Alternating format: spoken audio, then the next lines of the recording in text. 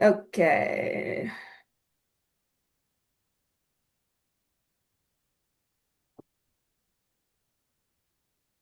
All right.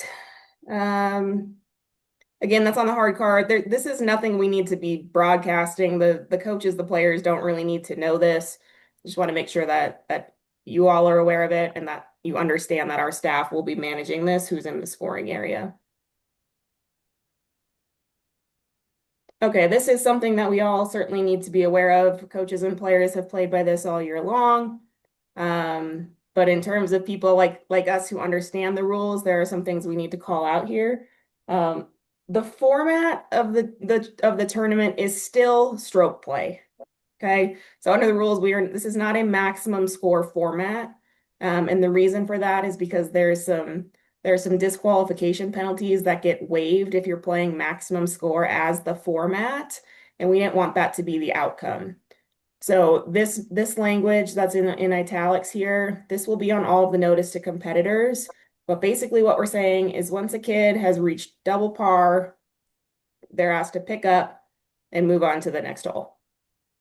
Um, so again, you can read it here. Max score of double par is in effect. Player may pick up and move to the next hole after all strokes plus penalty strokes equal or exceed twice the posted par for that hole. So if it's a par 5, they get to 10. We'll ask them to pick up and move on. And the red text is really the important part for us here. All disqualification penalties in the rules still apply, except for the disqualification penalty for failure to hole out. If you read maximum score section of the rule book, things like, playing from a significant wrong place would just result in the max score. That's not the intent here. Okay. Does anyone have any questions about max score? Yeah, can you hear me? Yep. Um, if you pick up after 5 strokes, can you just write down max score? Yes. Yeah, they wouldn't necessarily need to go through the brain damage. And again, that's the red text here. A failure to hole out. That's the one disqualification penalty we're going to waive essentially.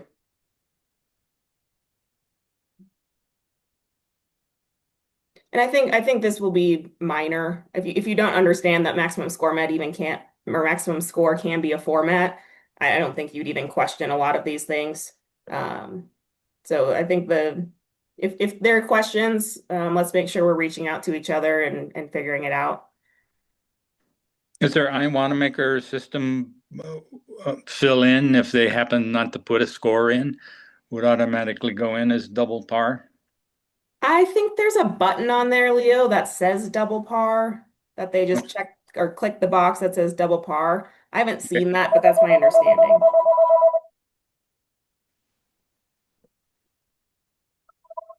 Anything else on this? Hello.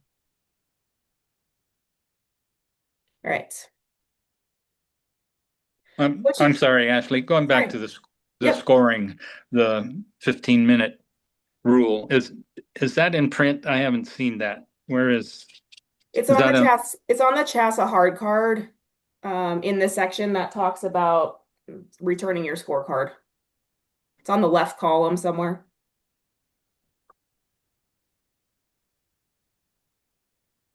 I'll look for it. I have that in front of me, but Okay.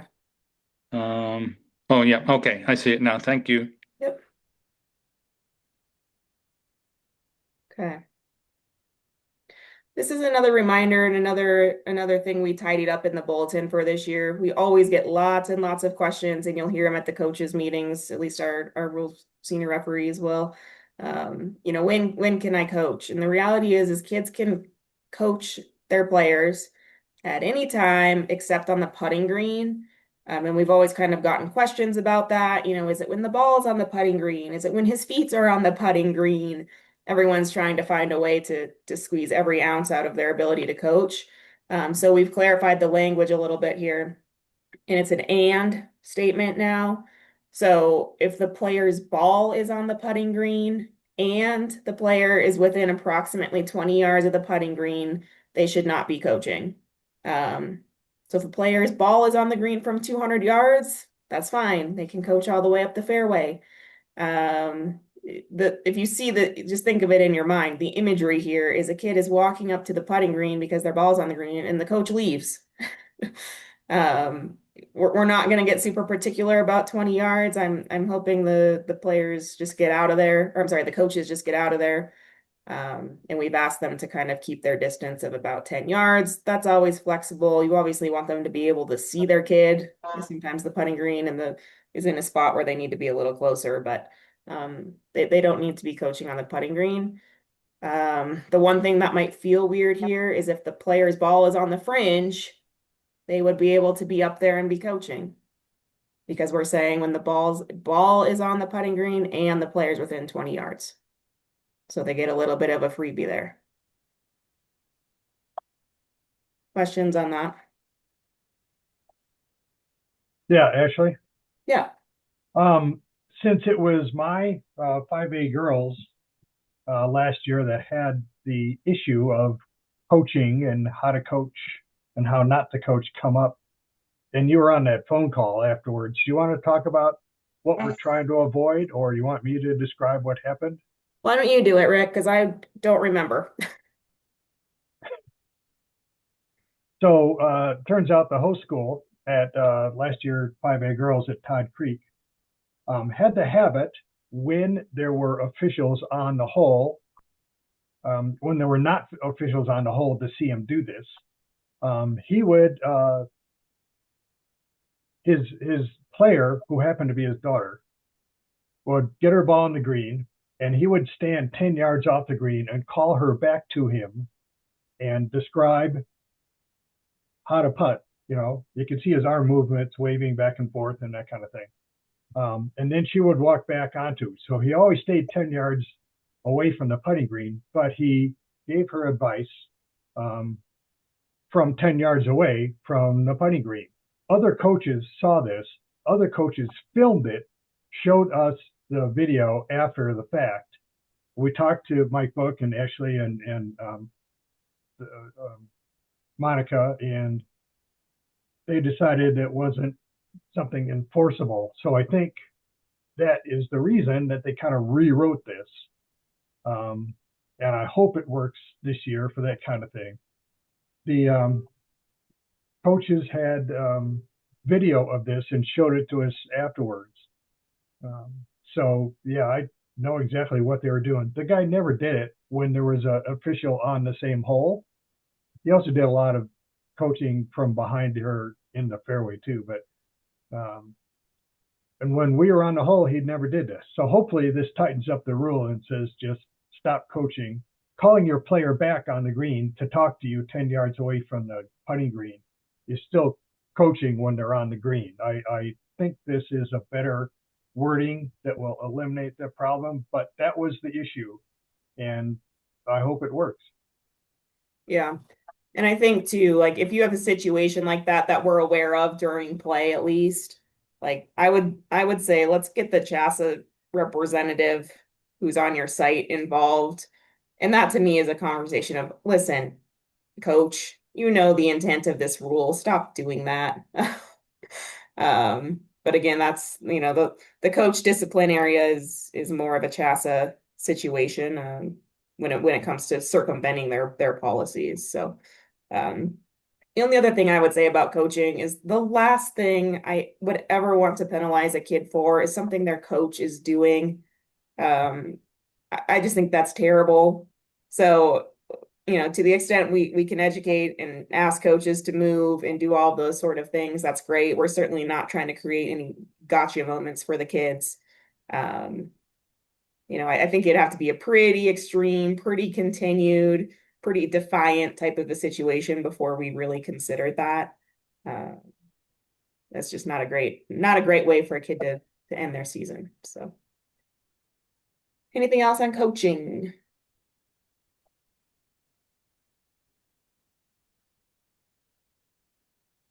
Okay.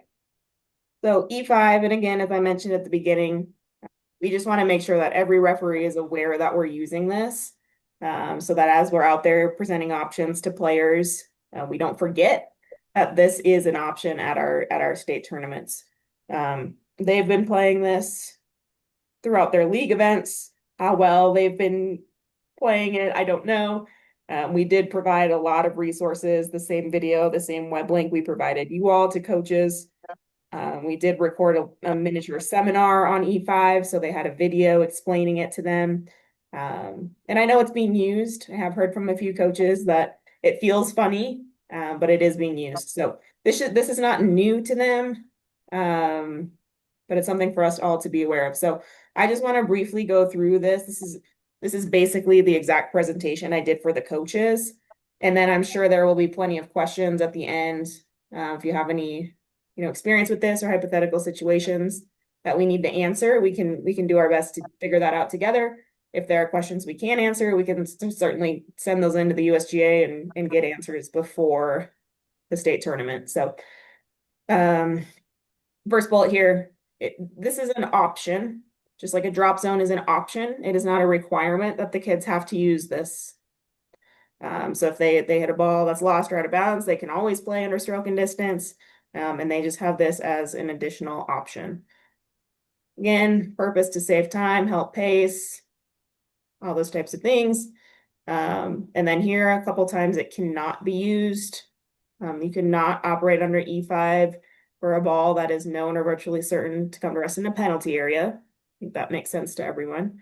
And you cannot use this if a player has played a provisional ball under penalty of stroke and distance. The only time you would be able to do that is if both the original and the provisional are lost or out of bounds. So if a player hits a provisional, they've basically lost their option to proceed under E5.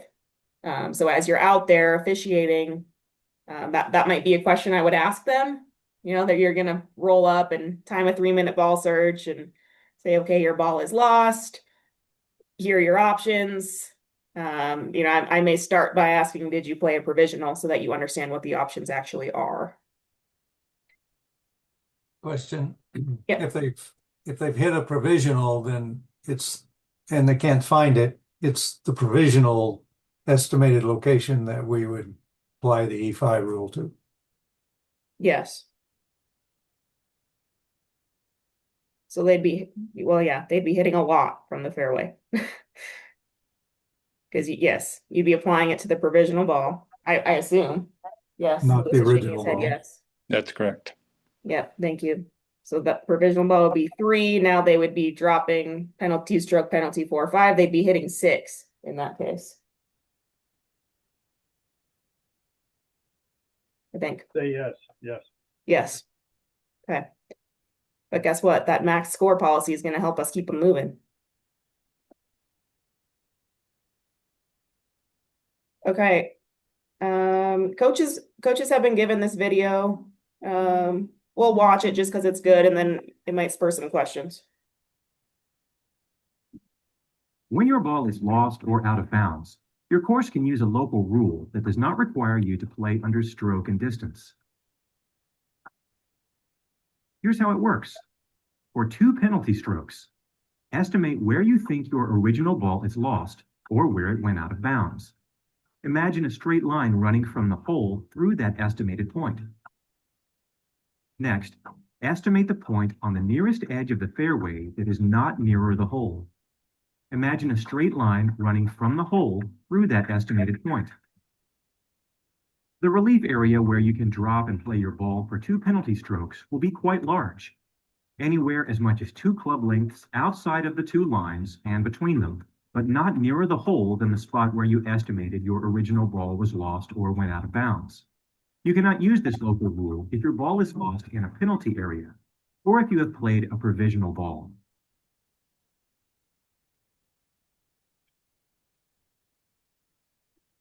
Okay, so again, these are the slides. The diagrams are pulled right out of the rule book. These are the slides that were shared with the coaches. And if I was just going to talk through this, and I am the furthest thing from a rules expert, but you all can correct me if I misspeak. So in this case, it's a ball that's lost. It's a ball that's not found. You need to find 2 reference points. First one is your ball reference point. Where do we estimate the ball is lost? So if it's lost in a tree, that's where that spot is. If it's lost in a pile of leaves, we'd estimate that spot. That's your first reference point. Then you need to find your fairway reference point, which is your point no closer to the hole, and obviously not closer than point A in the fairway of the hole that's being played. So that's point B in this diagram. Then you get 2 club lengths on either side of that, and you get this giant relief area. So that, in my opinion, is the sigh of relief when you're administering this rule, is odds are we're going to get it in a right place. It's up to the player really to choose the best place. I'm sure they would choose this nice tiny little sliver out here in the fairway. But if they didn't for some reason, odds are we would probably still be okay. Questions on this example?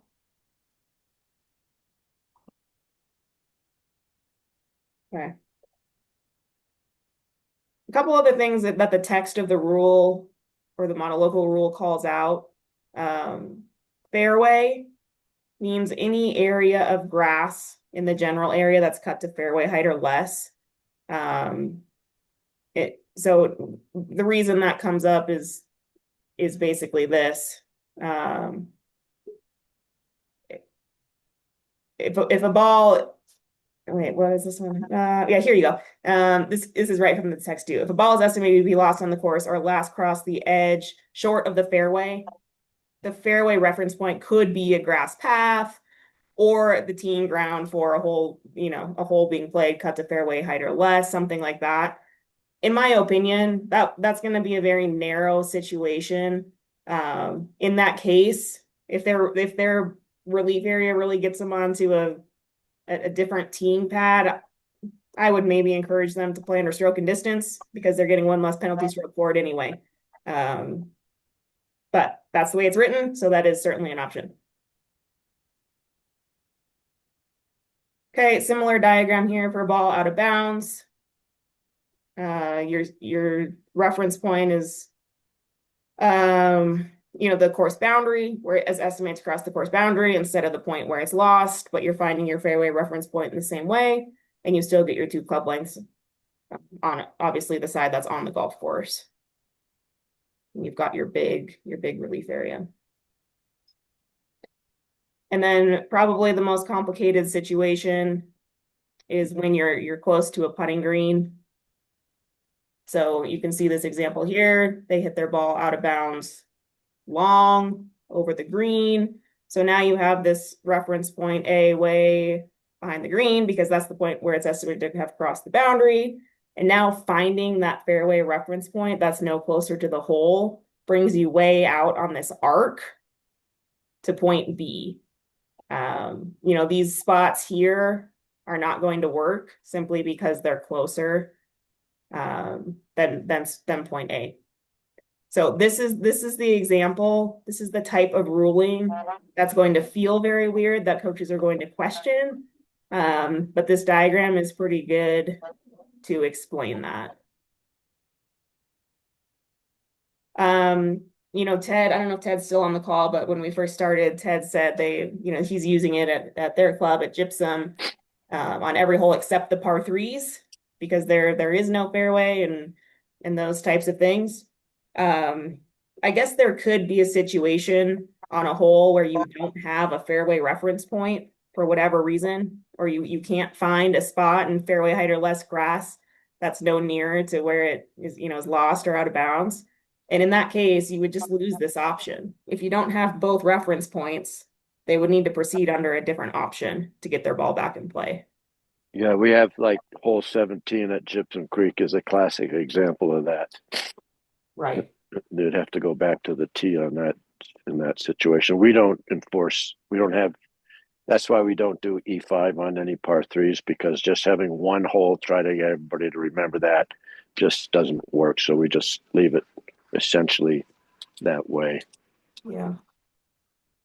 And you won't have that issue at most of the courses are pretty straightforward for state high school. This maybe Eagle Leo I'm thinking is the most likely to have a situation that could be that case, but they would just simply lose the option. Yeah, I actually had that happened to me where there was no fairway. And they had to go way back on the other side they would have had to go way back on the other side of a penalty area, 150 yards farther back, Mhm. except that me, with the lack of my knowledge, just let them drop out in the rough, equidistant to the hole from where they had gone out of bounds. So there was no fairway. I let them drop in the rough on the green side. In retrospect, that was incorrect, but it worked out in that case. Right. Hey, sorry, just to clarify, so if the rough literally runs up to the fringe on a given green, then that's the kind of case where you can't use this option. I mean, if the fringe was somehow no closer to the hole than your ball reference point, the fringe would be classified as fairway since it's cut to fairway height or less. Um, but I would say, yeah, if there's no fairway on a hole or no fairway height or less grass, it's pretty hard to find that fairway reference point. You agree? I mean, in this case, there would have to be no forward tee either. Right. Because if there's Actually, I had another hypothetical, and I called the USGA and I talked to Ryan Farb, who didn't give me a great answer, and this could happen when a ball could be lost in a tree or a bush in the middle of a fairway. And I couldn't envision my options from that. And anyway, something to think about. I don't think it's going to happen. Yeah, I'd say if there's a hole where this might happen, like let us know because I'm having a hard time imagining a hole where this would happen. Well, I went over this with Greg With, and there is a hole that I know of at Theorado, and Kate will know of it. There's a tree in the middle of the fairway on hole number 5, but that's for another time. Yeah. And I'm sure we'll have a situation or two like this come up that really is like, how should we apply it in this case? And we'll do our best to get it right. And if we later learn we didn't get it right, well, now we've all learned something new. Yeah. Yeah, and I think when these are happening actually this year, let's write these scenarios down so that we can create like a one pager moving forward for our referees that are, this is our first time implementing this for the majority of us and running an event with this in effect. So I think, yeah, if you have situations like this come up, let's write them down on a sheet of paper and collect them all. Yeah. The only other thing, we have some staff on this call that will be starting. Our habit is to tell it when a player hits a ball that may be lost or out of bounds. Our habit is to suggest a provisional ball. We will make sure that we're coached on, letting them know there is another option, and kind of get our wording right around that. It's you can hit a provisional. If you find that, that would be your ball you're operating under. If you wanted to go forward, try to find that out of bounds, you could operate under E5. Hopefully we'll have an official on the first couple of holes if there's the potential for that to be able to keep us moving. But that's something for staff to consider as we're starting as well. Any other questions around this? Yes. This is Terry. When they play at South Suburban, and I'm a starter there, they deem the tall native grass as red penalty areas. Will we be using that Terry, you're at Bookcliff, right? at South Suburban? Right, but you're officiating at the Yes. 5A. Yeah. Yes. No, if there's tall grass out there and it's not marked red, that would be just the general area. So if a ball was lost in that tall grass, they would be able to use this E5 option. Okay. Yeah, once you get over there, George will have been over at the golf course, Terry, and we'll be able to let you know what is marked out there. We haven't been to Bookcliff in an extremely long time, so I'm not sure how that golf course is marked right now, but George will be able to give you a heads up, obviously, that first morning of what's marked out Okay. there. If it's just So typical if it's ponds or if it's tall grass that you think should be We would only be penalty marking area, that you red if mark it. like our hands were tied by the golf course, for example. So like if the golf course had already painted all of their long grass red and we were just tracing their lines, for example, or maybe George does think when he gets there that a certain part needs to be marked red, but George will be able to tell you because every course is different around the state, whether they're marking grass like that or not. But we would never just do it by wording like that or by like verbally. We would put red paint down. So we would not use just like the mow line, for example. We would have put paint down, if that makes sense. Okay. Well, that's good because sometimes they've played it both ways. They've said it's an optional red penalty area or a strict penalty area. So that makes a big difference. Interesting. Yeah, definitely when we mark courses for championships, we want it to be done correctly and have paint down. We wouldn't just be saying, hey, we're going to use the mow line on the right side of hole 1, 2, 8, 9, for example. So George will let you know once he gets up there and he sees you Monday morning how the course is marked out there. Good. Yeah, Terry, I'm meeting with the course on Tuesday. They're likely going to mark for us, but I'll have a chat with them on Tuesday and see how they've been doing it. But either way, yeah, like Kate said, it'll be marked clearly. Good. Okay. We don't need to take more time unless we need it. I do appreciate all of you spending the time to do this with us. I feel pretty good about it. I think it's going to be great. And like Kate said, let's just make sure we're writing down any weird situations that come up or calling someone else to make sure we try to figure it out. And then we can always review it and create a document so it's easier the next time it comes up. Anything Hey, else? Ashley, Yes. to sign on today, there's a new Zoom program I didn't know about till I tried to sign on. And that's why John Sova and probably some other people aren't here on the meeting because Zoom changed their program and you have to log in to a new thing, a new Zoom thing. And that's why I was late. I don't know how you guys got in. I guess you're just lucky, but there's Yes. Yeah, I had to do something and I don't know what I did, but I got lucky. a new Zoom management thing you had to sign into again, start a new account. So Okay. Well, I recorded most of this, so we'll send that out so they can watch. And we'll make sure that comes with an apology. yeah, so go back and look at Zoom and Yeah, you know, yeah. They're you always and doing something, aren't they? yeah, it's just surprise, you can't get on. Actually, did you mention just your generic bullet points about if coaches and players come up to you talking to anyone in general about changes that have been made Yeah. through the rules and sending them to the CHSAA? Yeah, I think just being aware that this was a big year of change for CHSAA coaches. You'll probably get a lot of feedback, whether solicited or not, about all the things, new qualification procedure, the new way No we're asking. regionals. Yeah, no Yeah. regionals, using E5, maximum score at state. And I would just say Kate and I were involved in those discussions. Brad Weasley also helped support a lot of those discussions with CHSAA. And we would prefer that we don't necessarily we just want it to be positive, right? So I think our feedback to them is like, hey, like I'll make sure your feedback gets relayed. The CHSAA rep on site is Mike Book, he's over there.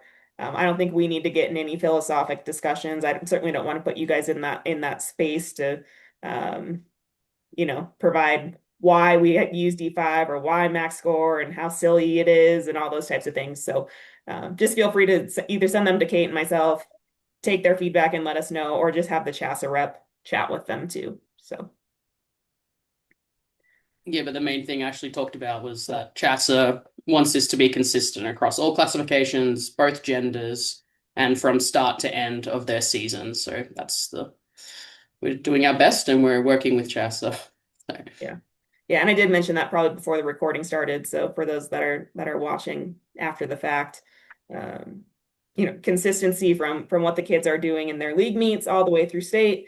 And then CHSAA wants the consistency across all classifications, all genders. So we're trying to administer rules for kids that'll shoot 64 and kids that'll shoot 144 at their state championships, and we're just gonna do the best we can. So, all right. Here. Any other questions, comments? Good, how are you? Okay, I will let you all go. Thank you very much. Your rules senior referee will be in touch with you about, report times if they haven't been already and those types of things. But thank you very much. We'll talk to you guys later. Okay, Bye, Thank you. thanks. thank you. Ciao for now. Bye.